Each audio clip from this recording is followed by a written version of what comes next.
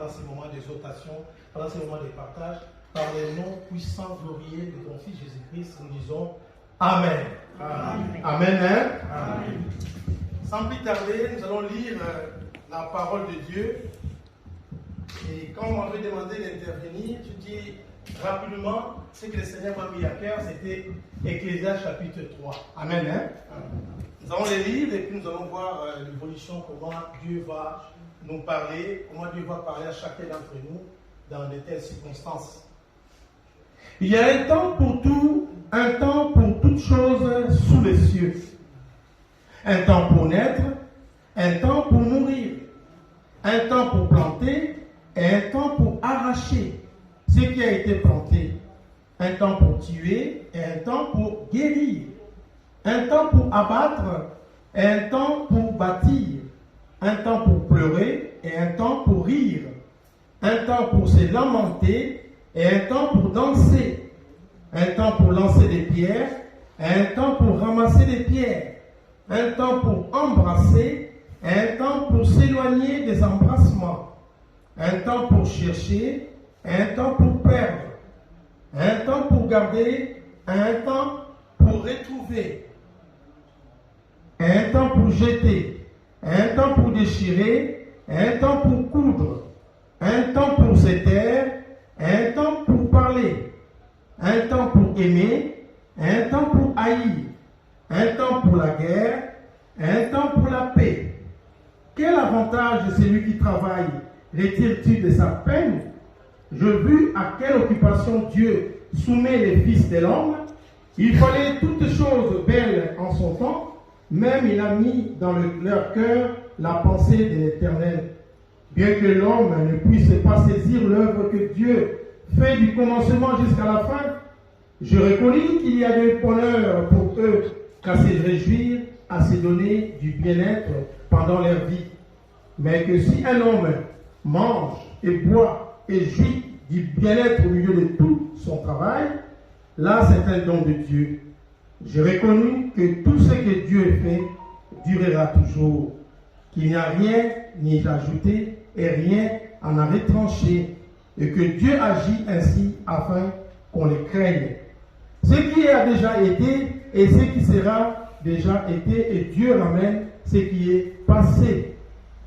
J'ai encore vu sous le soleil qu'au lieu établi pour juger, il y a de la méchanceté, et qu'au lieu de la méchanceté, j'ai dit en mon cœur, Dieu jugera le juste et le méchant, car il y a là un temps pour toutes choses et pour toute œuvre.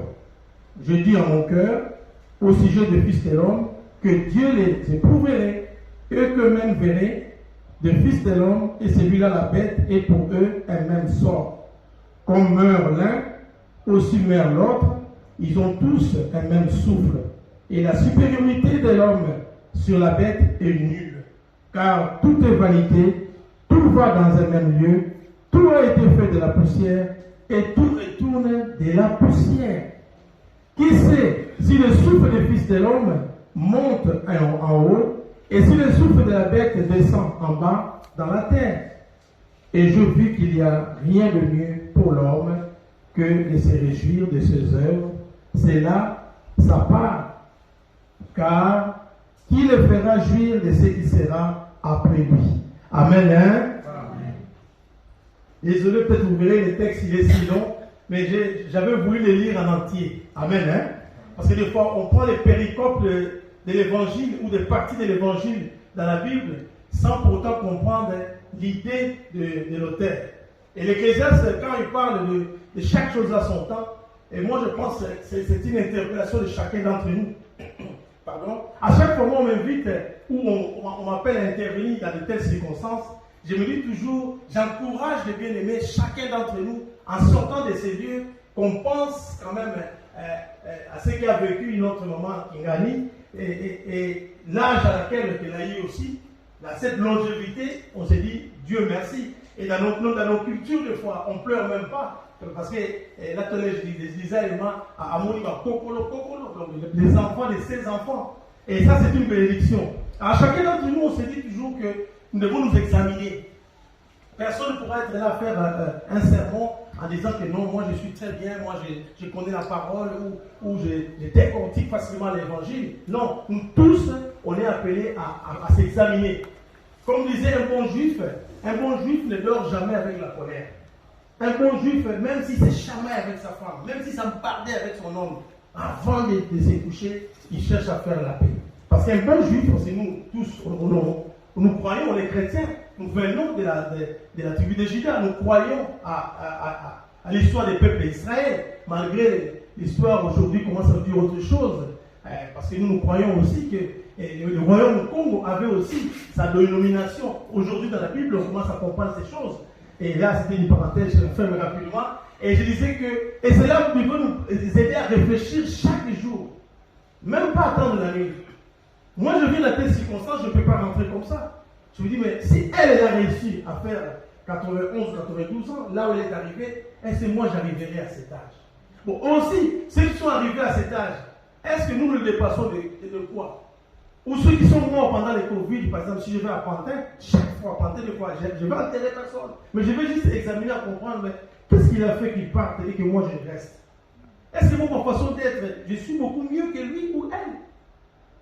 Et quand on était jeunes des fois, et je m'amusais parce que moi je suis de la commune de Lingwala, je partais tout le temps à Maman Yemo, trop jeune. Des fois, j'ai personne à visiter. Mais si je commençais à avoir un certain orgueil spirituel, je commençais à voir comme si tout va bien, je dis non, je vais à la Maman Yemo. Je vais là-bas. C'est moi-même aussi difficile aussi pour passer des fois à l'époque. Et il faut corrompre la porte pour passer de l'autre côté si vous voulez aller au grand marché. Mais moi, je dis, c'est de voir seulement les malades. Moi, c'est ça qui m'intéressait. Et quand je vois quelqu'un qui est alité, et quelqu'un qui des fois, a du mal à respirer, en rentrant de chez moi, là, j'allume encore le feu. Amen, hein? Et c'était un truc, pour moi, c'était comme un réchauffement. En étant en Europe, maintenant, on essaie de badiner tout, on banalise tout, on ne réalise plus qu'il y a chaque chose à son temps. On ne réalise plus comme si la mort, comme c'était une réalité. Non. Ce qui s'est passé à Covid, bien aimé, ça, je n'arrêterai pas à dire à chacun de nous. Si on avait des choses qu'on faisait, chacun on sait que ce n'est pas bien, on ne doit pas répéter ça. Mais je ne comprends pas, pendant la Covid, tout le monde était vraiment au carreau. Et le psaume 91, c'était comme un psaume que tout le monde mémorisait. Aujourd'hui, si je pose la question ici, je pense qu'on peut les réciter comme une récitation même. Tout le monde avait sous la main du Très-Haut. Ça tombe à gauche, à droite. Que ça vient au midi. Tout le monde récitait ça. Moi, je me dis, normalement, on devait être chaque jour à cette attitude-là. Mais on oublie vite. On dit comme si tout était normal, comme si rien n'était. Non, non, non. Nous devons nous interpeller. On ne dira pas qu'on a peur de la mort. Oui, moi, je ne voudrais pas mourir avant. Si là, on est là, si jamais quelqu'un qui entre ici, il entre ici avec une mitraillette et tout ça, directement, il dit, celui qui veut Jésus, il reste. Celui qui ne veut pas Jésus, celui qui veut pas Jésus qui sort. Mais celui qui veut Jésus, je vais le tuer. Je ne sais pas si nous tous on sera là. Amen, hein? Oui, parce que je dirais, mais on ne reprend pas l'époque de persécution. Mais si, il y a des gens aujourd'hui, dans le 21e siècle, ils ont encore cette persécution. Nous voyons ce qui se passe en Russie. Nous voyons ce qui se passe en Ukraine. Qu'est-ce que l'Ukraine a fait? Quand même avec l'OTAN. Mais est-ce que là-bas, il n'y a pas de prédicateur? Est-ce que là-bas, il n'y a pas la parole de Dieu? Mais pourquoi Dieu permet cela? Pourquoi la prophétie de la Russie? Mais des fois, on se dit comme si c'était normal. On voit à l'est de RDC, les gens meurent tous les jours, à chaque instant. Quelle est cette injustice? On dit, mais des fois, ils n'en parlent pas. Mais les autres, à l'écrit, ça devient, même si vous allez au Carrefour, même au champ, pour acheter un truc, on dit, quelques centimes pour écrire. Moi, je dis, RDC, vraiment, même à l'endroit là-bas, quand il y avait la guerre, c'était comme ça, vraiment. Quand Salvi était mort, tout ça. Amen, hein? À toutes ces discriminations, ça nous pousse quand même à réfléchir. Nous allons au Congo-Brazzaville, pareil, parce que moi j'aime toujours parler des trois Congo. Congo-Brazzaville, Congo-Kinshasa, Congo-Angola. Les trois, c'est avec K. Moi, si on faisait un seul pays, je rappellerais ça Congo.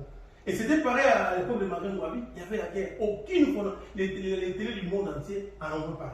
Mais aujourd'hui, nous voyons la guerre qui est en Europe, c'est comme si c'était la fin du monde. Or, c'est ce qui se passe chez nous, nous savons, tous les jours, cela doit nous interpeller. Mais des fois, quand on est à la diaspora, des fois, on ne se rend pas compte que c'est une nécessité de penser quand même à changer nos mœurs, à changer nos comportements. Chacun s'y connaît. Moi, j'aime bien dire toujours que chacun est prophète ou chacune est prophétesse de sa vie.